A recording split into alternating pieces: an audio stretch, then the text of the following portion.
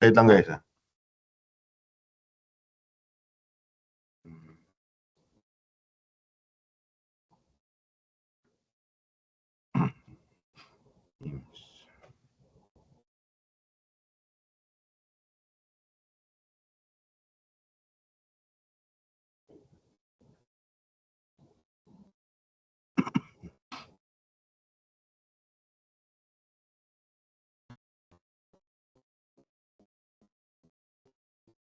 Okay, let's begin.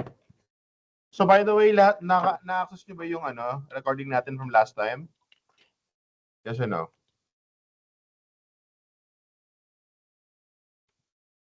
May nakapag-check ba na recording natin from last week? Yes, for this just shows that the menu for new people. Sorry? When I tried opening it, it only shows the main menu, so the new meetings or join meeting.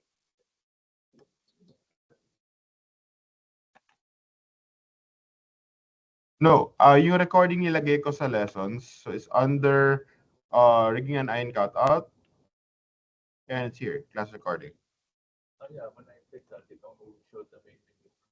Here, resource. Taga.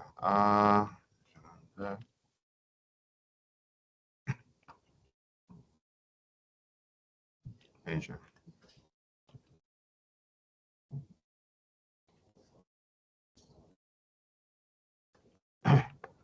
Can you check guys your Neo? Tapos please access yung recording na nilagay ko. So pag nobas yung anong yan, use web app.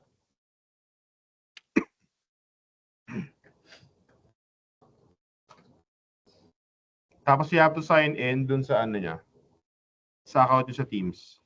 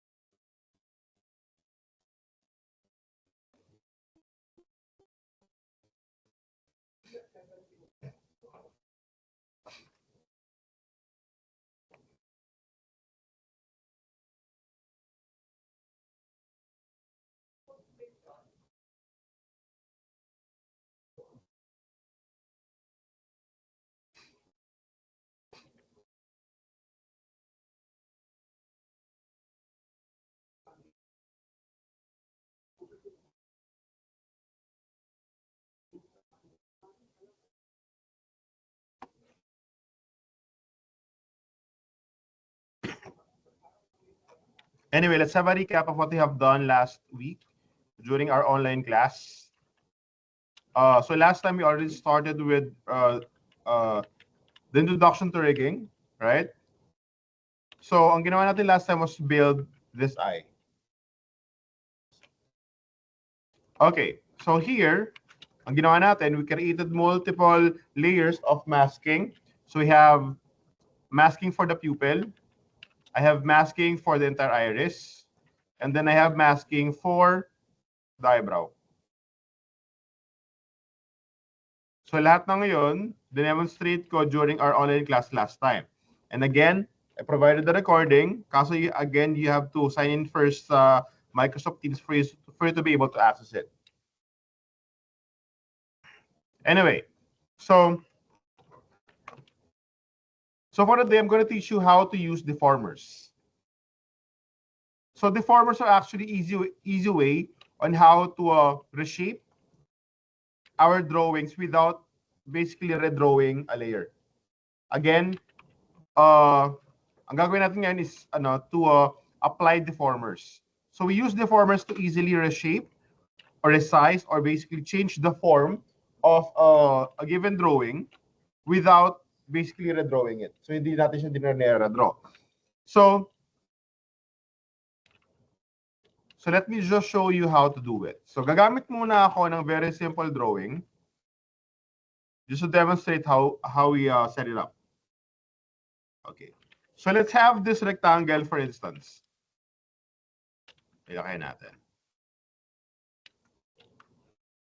Ayan. So let's have this rectangle as an example. So for us to be able to create a deformer, first you have to select the drawing that you need or that you want to deform. Select nyo lang.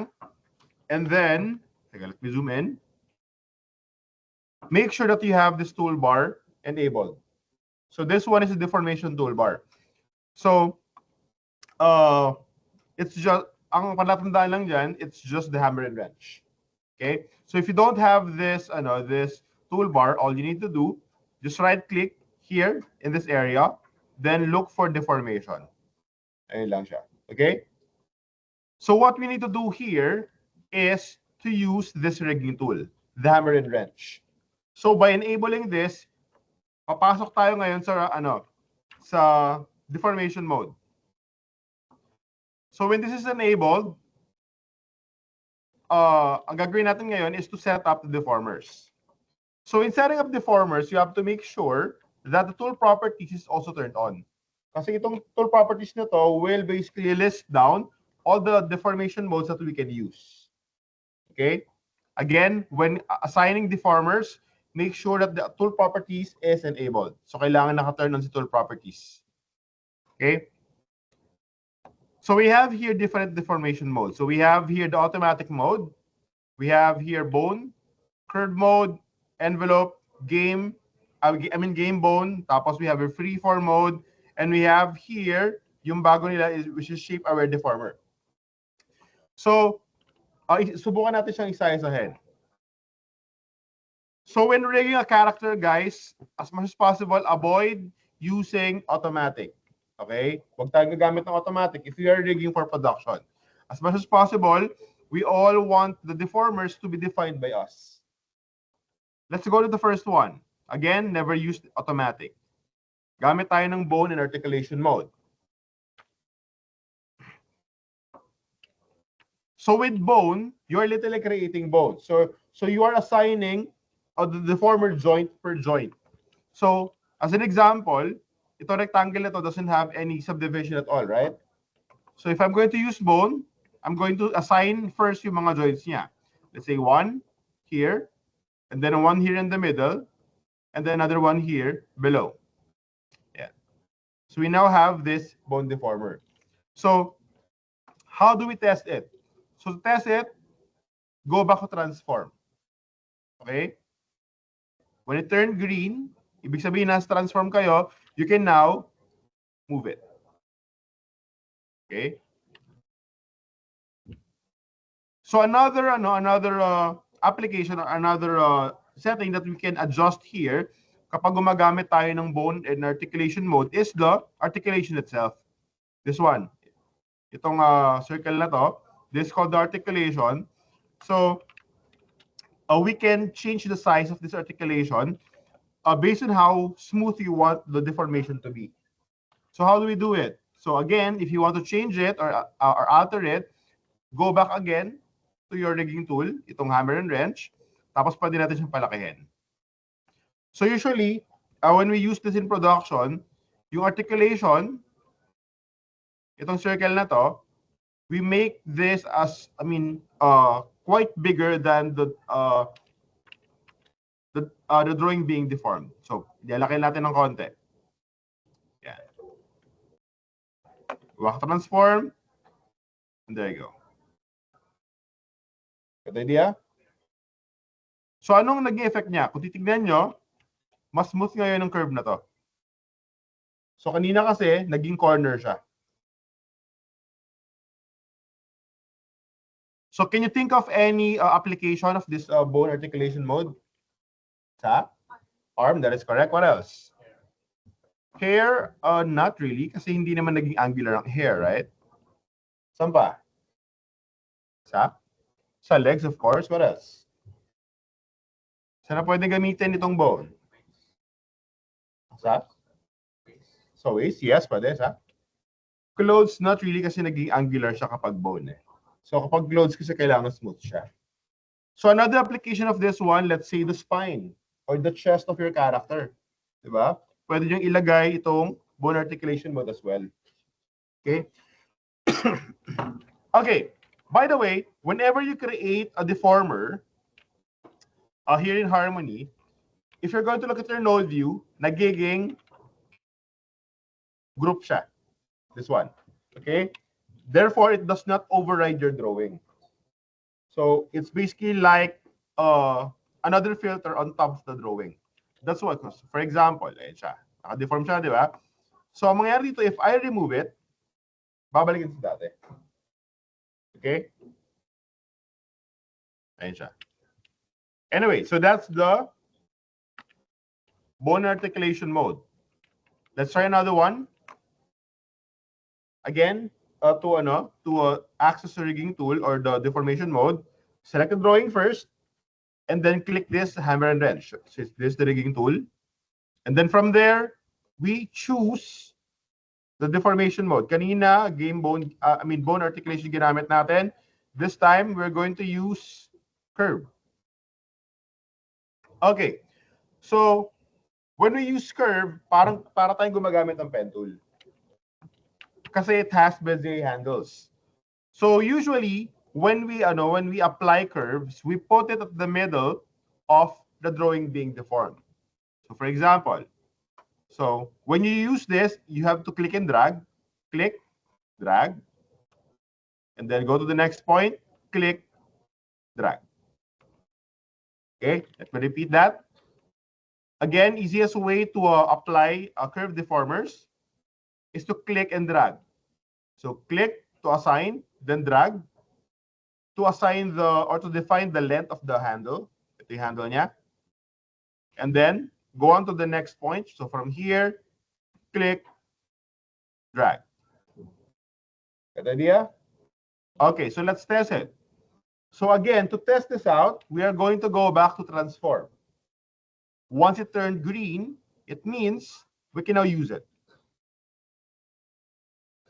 So as you can see, if you're going to compare this with a bone articulation mode, this one is much more curvier, right? So it does not create any corners at all. So it's not angular, okay? So with this kind of deformation, can you think of any more applications of this deformation? Yeah, for the hair, of course. What else? Where can we use this? Sa? Pansay. Can you give me an exact application for the eye? Eyebrows, yes, we can use for eyebrow. What else? Sa buntod, exactly. You can use this for tail, right? Another application, you can still use this for your arm.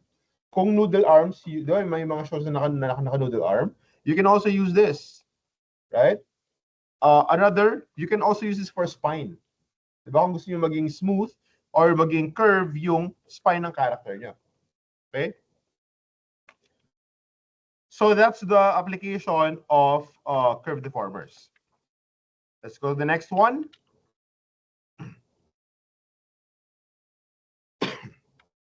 Yung next deformer natin is very similar to the curve deformer. This one is envelope mode. Okay? So itong envelope mode, it has two applications. So the way we set up the envelope is very similar with the curve. So we can actually use this as a curve. Subukan natin. So I can apply it at the middle of the drawing and it will function the same. Okay, pareho lang sila. So anong difference? So let's try to compare. So ang main difference nila is that, so although pareho sila ng behavior, if you use curve deformer, the first point that you use is an offset. Ibig sabihin, if I try to move this, the entire drawing will basically move. You can reposition the entire thing as one. But if I use envelope mode, both ends can be moved or manipulate independently. Okay? That's why in production, we use the envelope more, because this one is much more flexible than the curve. Okay? So we only use curve mode for, let's say, if you are going to assign it as a deformer for the arm, for the limbs, where a certain point should be an offset. Diba? Kung meron siyang mga joint. So doon namin ginagamit sa curve mode. But with deforming in general, mas flexible yung envelope mode natin. Get the idea? Okay. Another application of the envelope mode or the envelope deformer is that we can put the envelope deformer around the drawing. We can encase this with an envelope deformer. So meaning, I'm going to trace this. Each corner will have a specific deformation point. So how do we do it? So let's say for this one, click and drag. Then here, click and drag. Then here, the next point, click, drag. Click, drag. And then another difference is that envelope mode can be closed. We can close this. So from this point to this point, I can just hold Alt. Look what will happen to the pointer if I hold Alt. Ayan siya. If I hold Alt, it will automatically snap. Mag-close siya. You cannot do this in curve mode. So sa envelope lang siya, nag-close. Okay. So from here, I will just fix the orientation of my handles. So it should follow the direction of the drawing being deformed. So for example, itong part na to, so this one should be a corner. So definitely, yung deformer natin should be a corner as well. So to do that, again, just hold Alt. Then you can just break this. Okay. This one as well, break. So one practice that we use or that we do with envelope deformers for the handles as much as possible, gawin natin siyang a third as long. Okay, 1/3 ng buong drawing. So if this is the handle, gawin natin around 1/3 around there. So then 1/3. So for best results, yun yung usual practice namin. Got the idea? Okay. So ano magiging effect if we try to use it? Again, just go back to your transform tool, and then from there, we can definitely reshape the entire drawing. Okay? So saan natin siya pwedeng gamitin? Sa pupil, what else? Sa damit, yes. What else? Sa bibig, yes. So literally, we can use this anywhere. Okay? So sa lahat ng natin ng parts ng rig natin, we can use the envelope deformer. Because it is one of the most flexible deformers that is available here in Harmony. That's why if you're going to look at a production quality na rig, most of the deformers that was used in those drawings are all envelope. So kung mapapansin nyo, let me show you yung rig natin from last time.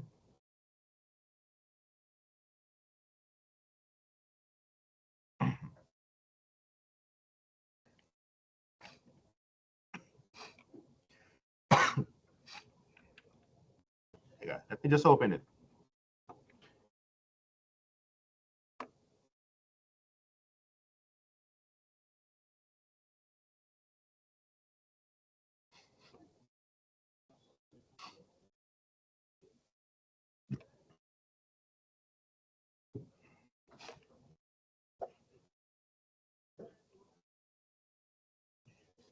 Ayan. So for example, itong rig ni Junior.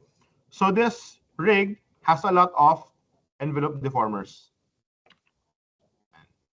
So for us to be able to change the perspective, we can do foreshortening here, right? We can make him turn or look like it's turning because everything here can actually be deformed. Lahat yan naka-envelope. So this is very common setup sa mga production grade or production quality na rig. So each drawing here can be manipulated and can be reshaped. Got the idea? Ayan.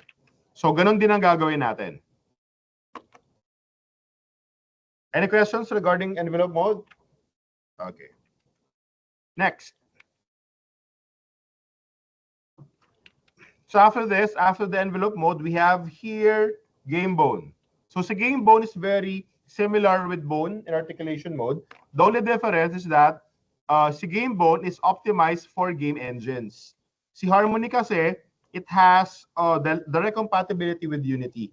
So basically, you can create rigs in Harmony, tapos you can export this as assets kapag gumawa tayo ng game sa Unity. Yan. It functions basically the same. So ang difference lang, it was designed to be read by Unity. Ayun lang siya. Are you familiar with Unity, guys? Okay. Okay. Another one, we have here freeform mode. So si freeform mode, we use this to deform textures and patterns. So just to illustrate that, gawa tayo ng very simple pattern.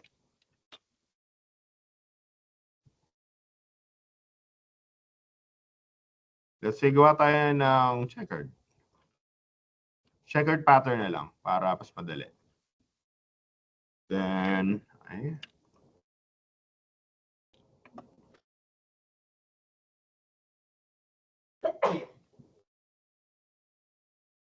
Ayan. So let's say I have this pattern right here. Okay? So if I'm going to use the envelope mode, kasi siya yung pinaka, natin, di ba, pinaka-flexible. So if I'm going to use envelope mode here and try to deform it, what do you think would happen?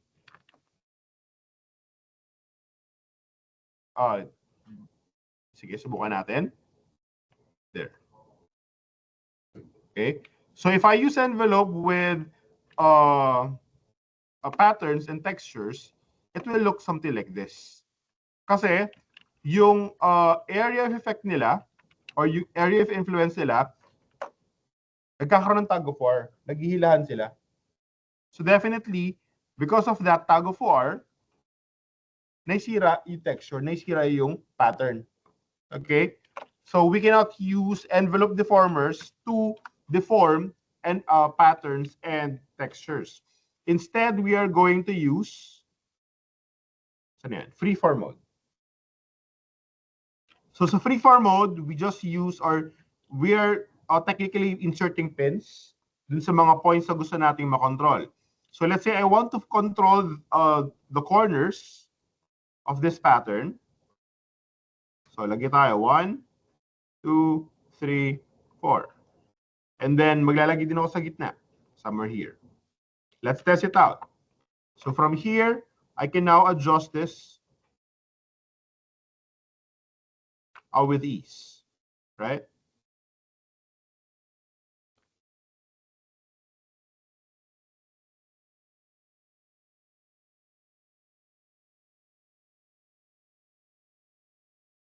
There. Got the idea? Okay, let's try another one. This time, texture naman ang gamitin natin. So let's say, naglagay tayo ng texture. Subukan natin gumamit ng brush.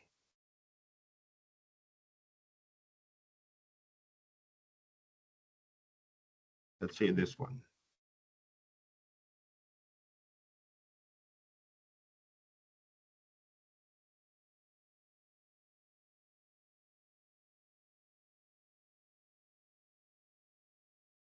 Okay, let's say this one is our texture. Subukan natin siyang deform using freeform mode.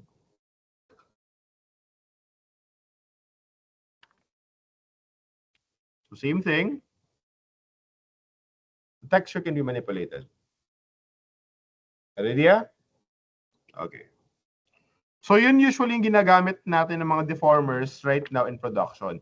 Yung bagong deformer nila dito, which is called the shape-aware deformer, we rarely use this in production kasi ginagamit lang siya for quick rigging. So for example, gumawa kayo ng drawing and you want it to be manipulated quickly, itong itong shape aware yung gagamitin natin. Sige, subukan nga natin. So, katulad ng freeform, very similar yung application nila.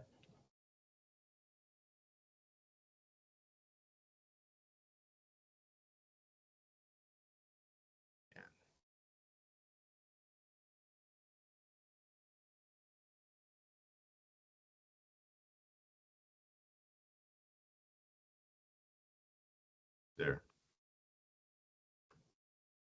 Okay. So this one is just for quick rigging or quick manipulation. We rarely use this in production. Okay? So ang gagamitin lang natin for our rigging class are this. Teka, let me zoom in. So we can use bone, curve, and envelope. For textures, we're going to use this freeform. Okay? So may mga students na gumagamit ng freeform kahit saan. So I discourage that. Gamitin lang natin si freeform if the drawing is a texture or a pattern. Okay? So never use this for, let's say, the arm or whatsoever. So for those parts, we're going to make use of envelope. Maliwanag ba? Okay.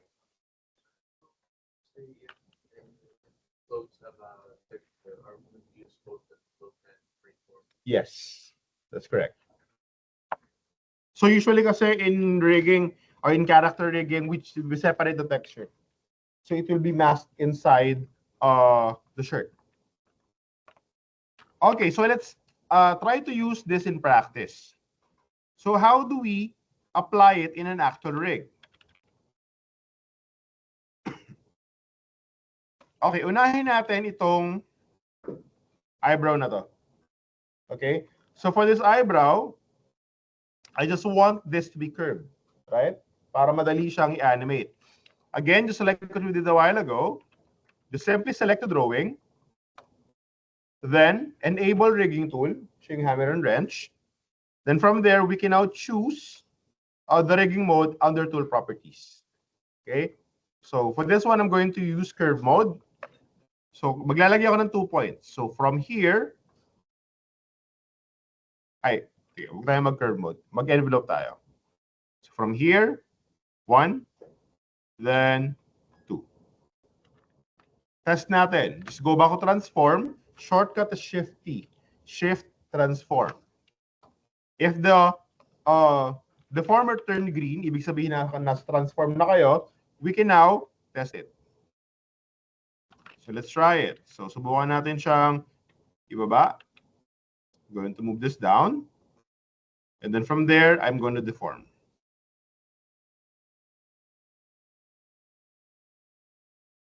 There you go. Got the idea? Ayan siya. So let's try to apply it with the other parts as well. I'm going to use envelope for each part here. So ako personally, may technique akong ginagawa, most especially if you have mask in your rigs. Ako usually kasi pag naglalagay ako ng deformers, I want the drawings to be isolated. So there's a node here called display node. Shortcut for display node is Control Y. So para saan ba siya? With the use of this display node, we can isolate specific parts here. So for example, I only want to see the pupil. Para di maguluhan. I'm going to attach this to the pupil. Just hold Alt to attach. There you go. And then to control or to see this display, my display dito, this one. Display. Hanapin nyo lang yung display 2. Display 2, display 2. Ayun na siya. Okay? So for example, you're already done with the pupil. I can just transfer this to another node. Hold Alt, transfer. Nasa iris na ako. Then, tapos na ako dyan, hold Alt, transfer to the eyeball.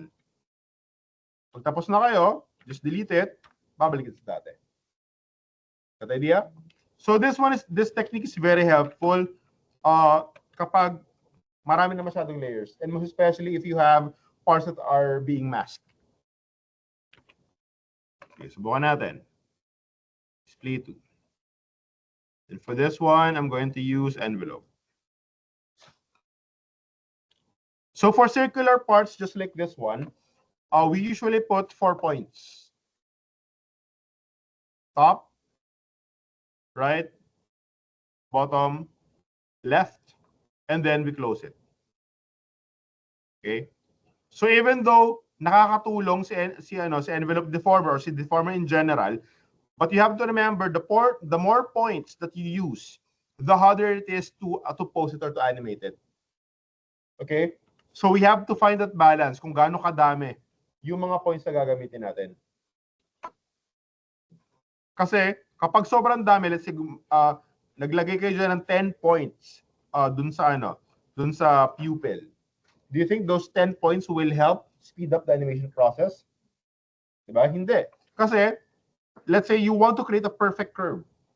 So to create a perfect curve, kailangan mong i-manipulate lahat ng mga points na pinaglalagay mo. Right? So you have to try to adjust or try to find a sweet spot kung ilang points yung kailangan nyo para ma-animate siya. It differs from one shape to another. Okay? Pero usually ang practice namin, if the drawing is circular in nature, or let's say round or oval, 4 points nilalagay namin. Got it? Okay. So by the way, may mapansin kayo dyan, when you put deformers para magiging jagged yung line art. So that's very normal. This is just for OpenGL. Pero if you render this one will smooth out. Okay? So don't panic kapag nakita nyo naging ganyan ang drawing nyo. So that's okay. Okay. Next, iris. Same thing. I'm going to use envelope. So again, circle to. 4 points again. 3, 4.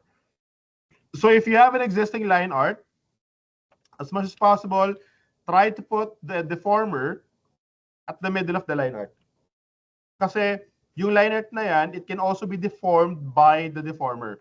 So minsan, kapag nilalagay natin siya, let's say sa labas, once we deform it, this line has a tendency to become thinner. Okay? So para yung rig natin or yung line art natin is consistent in terms of thickness, let's put the deformers at the middle of the line art.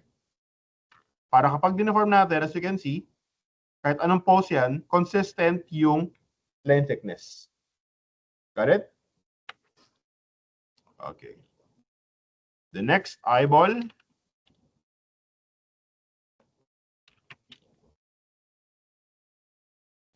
So this one is oval. Again, 4 points pa rin siya.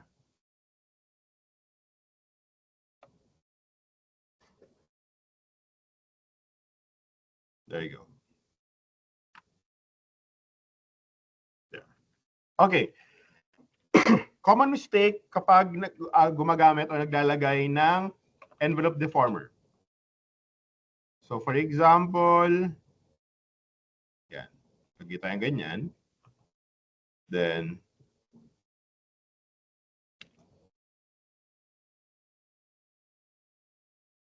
yan. So common mistake is the direction of the handles. So if you do not fix the direction of your handles, this is what will happen. This is what will happen. As you can see, naisira siya. Diba? Kasi ibig sabihin yan, nakapilipit yung deformers nyo. So, just to know if whether your handles is in the right direction, makita nyo naman yan. If you select a particular handle, it will become white. So white to white. Got it? Para malaman kung tama yung direction ng handle nyo. Ito rin. Okay, no? White to white.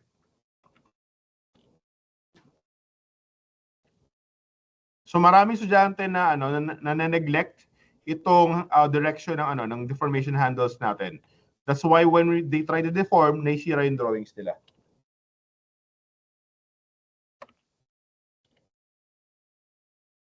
Yeah. Got the idea? Any questions?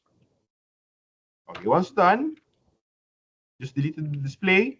And then as you can see, we have a fully rigged eye. So I can now change this. Then let's say I can deform it as well. There. Got it? So kahit sa mata pa lang siya, you can apply this in any parts of the character. Well, with the use of the deformer, there's no need for you to draw or to redraw the shape unless special special pose siya na magbabago talaga yung structure ng drawing natin. Okay. So once you're done with the deformation or with deforming, we can now start cloning. So just like what I told you a while ago, last time, when you have a symmetrical character, there's no need for you to rebuild everything from scratch for the opposite side. Okay, hindi natin kailangan gawin yon. All we need to do is just to clone this entire setup, tapos i-mirror lang sa opposite side. Okay, so how do we do it? So again, we will just be doing this after we apply the deformers. Para hindi natin kailangan i-deform later on yung kabilang side. Okay? Again, we clone after applying the deformers. Okay, so how do we do it? First, we have to group it. Okay? We are going to group this entire setup. So just select it, then just press Ctrl G. Ctrl G shortcut for grouping. Ayan siya. So let me just rename it. Let's call it I01. So we rarely use left and right. Kasi if you flip it, iba na yung direction nun. Hindi na siya left, hindi na siya right. Right? That's why we use numbers. So, okay, I01. Lalagyan ko din siya na I'm going to clone this now. So to clone it, ganito lang gagawin. Select the rig. We have here itong node view menu. This one, itong 3 parallel lines. Just go to nodes, clone selected nodes, drawings only. Okay, common mistake na ginagawa ng estudyante, kina-copy and paste. You have to remember, when you copy and paste a rig, you're not only copying the drawing, but also the movement. Ibig sabihin, they will be synced the entire time. Okay, let's say, subukan natin. Copy and paste tayo. Yan ako lang, i-move ko lang saglit dito. Ayan. So look what will happen if I try to move this. Gumagalaw sila ng sabay. And we don't want that to happen. Kasi pag gumalaw sila ng sabay, so what if we want this to be in perspective? Where this eye right here will be much smaller than this one. But it will not be possible. Kasi if I try to resize this, isa na ba yan? Yan. Say, resize ko, mag-resist din ng kabila. Diba? So we want them to be independent. That's why we do not copy and paste. Alam ba? So instead, we are going to clone it. So again, just click this menu right here, nodes, clone selected nodes, drawings only. Okay? So, mayroong easier way on how to do that. So what you can do is you can add that particular option in your toolbar. So how do we do that? So again, make sure your toolbar is here. Tapos right-click lang kayo in any tool. Right-click lang kayo. The bottom, there's customize. There. Ang kailangan natin is clone drawings only. So I just need to load this up in a toolbar. Kapag ito nilagay ko dito, may kita na siya dito sa toolbar na to. Click this button, then click apply and okay. Ayun na siya. Okay, let me repeat that. So to add, okay, let's try to add that particular tool. So again, just right-click on any tool here in this toolbar. Tapos, just look for customize. So from here, hahanapin nyo dyan yung clone drawings only. Make sure to load it up. So select it, then click this arrow button. Okay? Select it, click the arrow button. Pag nandiyan na, click apply and OK. Apply, OK. Ayun na siya. So all you need to do, select the eye or select the group, then click this button, may clone tayo.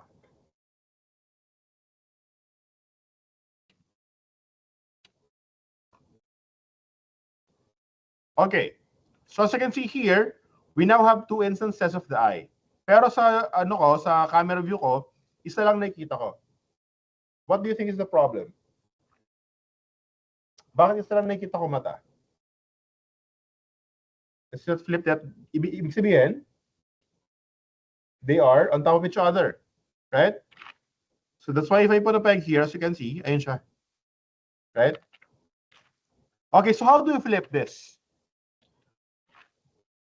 So first off, I'm going to create a peg to control both. So you have to remember, if there are pairs in your rig, so for example, left and right eye, left and right ear, left and right arm, make sure that there is a peg that can control both at the same time. So I'm going to call this eyes peg. It controls both eyes. Okay, so how do we flip? So for flipping, we are going to make use of another node called static transformation. Just press enter, look for static. Again, ulitin ko. To flip this, just press enter on your node view, then look for static. Static transformation. We are going to place this dun sa clone. So this is the clone. Just simply attach. There you go. So once attached, hindi nyo pa makikita yan. We have to enable it first. So click yung layer properties and static transformation. Then from here, meron dyang checkbox or button to activate. So make sure naka-active siya. Kasi if not, hindi siya gagana. Click active. And then, if you want to flip this on the opposite side, what we do is that we change the scale X value to -1. Ito kasi yung mga mga parameters niya. The first three is for position. X, Y, Z, this is the position. Next naman, yung may mga value na 1, this is for scale. This is for scaling. And then next, we have here rotation and skew. Ang babaguhin natin, if you want to flip it horizontally, is the scale X value. So para mag-flip siya, gagawin yung -1 yung scale X. Let's try. Negative, enter. Ayun siya. Okay? Kung hindi sumakto, okay lang. That's fine kung hindi sumakto. Kasi we still have here itong position. We can reposition it. So medyo towards left yung eye na to. I want it to be towards skin right. So I need to adjust it horizontally, right? So gamitin yung position, I can just move it. Gawin natin 0.05. There. Got it? So itong mga values nito, it will differ based on your character design. Okay? You don't have to copy the value of this one. All you need to remember is to flip it. You're just going to change the scale X value to -1. Okay? So kailan hindi gumagana itong -1 na to?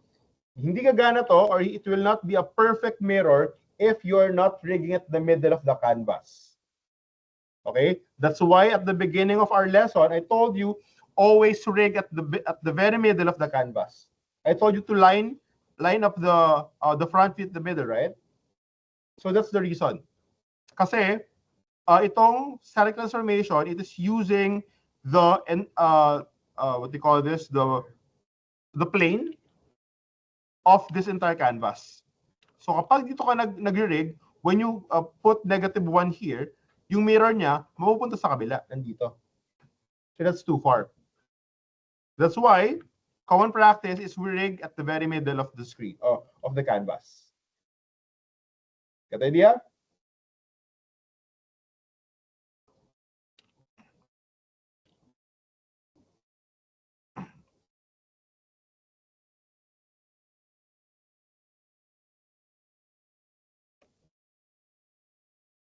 Okay, so before I give you time to work on this one, kukumpletuhin ko lang yung facial features para at least tapos na yung facial features natin. So the eyes are okay, tapos na yung mata natin. I just need to put the nose and the mouth. Ganun lang kasimple. So usually the facial features, we put them inside one composite. Okay?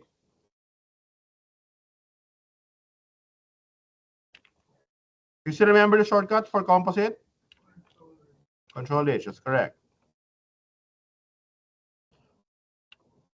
By the way, guys, mayroong useful trick dito. For example, you want these two nodes to be connected to this composite. You just have to click it, hold Alt, then click the composite. Automatic mag-connect yan. Okay. Lagyan ko lang siya ng hierarchy. Then these three will move together. Yeah. So let's put the nose. I'm going to use polyline for this one. Then simply trace it.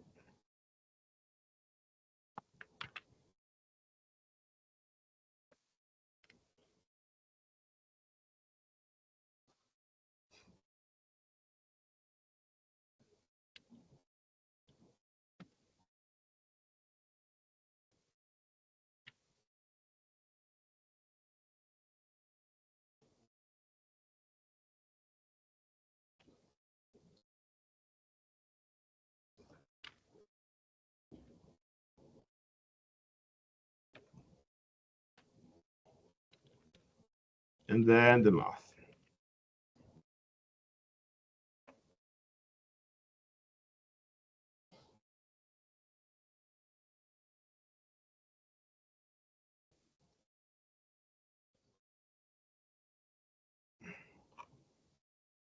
By the way, guys, another trick, if you're using the line tool, this one, kasi usually kapag gumaka-line tool, laging straight line na yun, di ba?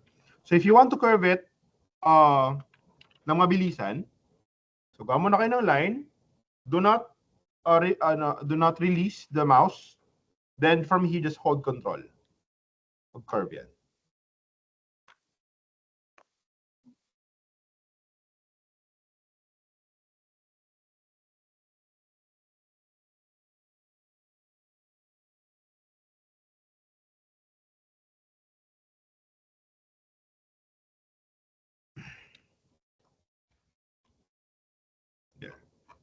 So I now have the facial features of my character. So I'm going to call this as face master peg -P. And then this one, let's call it face comp.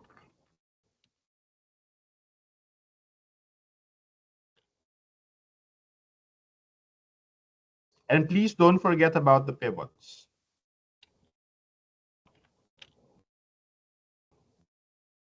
Na-discuss ko last meeting yung pivots, right? Tama ba? I discussed about the pivots.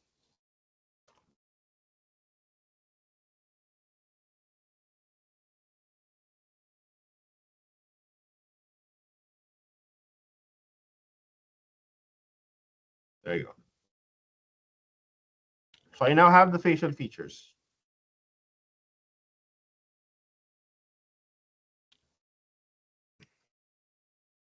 If you want to put deformer dun sa nose, pwede rin naman. Sige, lagyan natin deformer. Envelope then.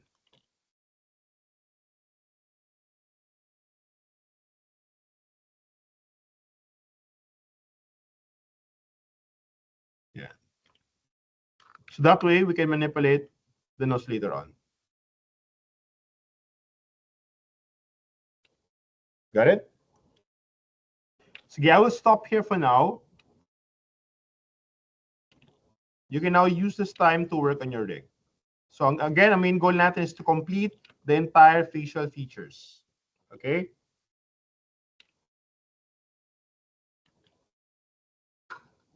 Any questions? Yes? So will there be like lines or like information contribute that information? I am recording this. When will the recording? Sorry? Where will the recording be posted? In Neo. Is it on resources? Yes. So usually I put the recording in, and so for example, for this one, the recording from last time, I put it here in the module rig in in cutout. So nasa pinakahuli siya. So since this one is a link for MS Teams, if you click this one, it will ask you to to download or to use the web app. So to use it, make sure to sign in first dun sa MS Teams. Yeah, yun yung mga recording natin. Yeah. Sige, I'll stop recording now para mag-process na siya. Yeah?